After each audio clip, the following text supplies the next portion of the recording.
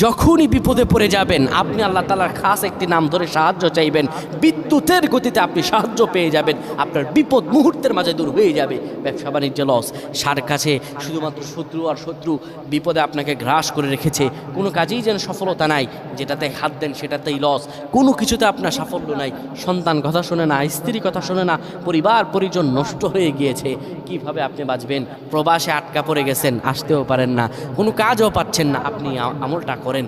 এটি আমার কথা নয়, বিশ্বনবী মুহাম্মদ রাসূলুল্লাহ সাল্লাল্লাহু আলাইহি ওয়াসাল্লামের প্রিয় সাহাবী হযরত যায়েদ রাদিয়াল্লাহু তাআলা আনহু, তিনি একবার মক্কা থেকে হিজরত করে যখন মদিনায় যাবেন, ঠিক সেই সময় বিপদে পড়ে যান। ওনাকে একটি লোক বিপদে আটকে ফেলে এবং ওনাকে হত্যা করার চেষ্টা করে। তখন তিনি আল্লাহ তাআলার এই খাস নামটি ধরে সাহায্য চেয়েছিলেন, আল্লাহ তাআলা তাকে বিপদ থেকে মুক্ত করেছেন। সুবহানাল্লাহ। সেই দোয়াটা কি? তিনি যখন বিপদে পড়ে যান তিনি বলেন, আগিসনি ইয়া রহমান।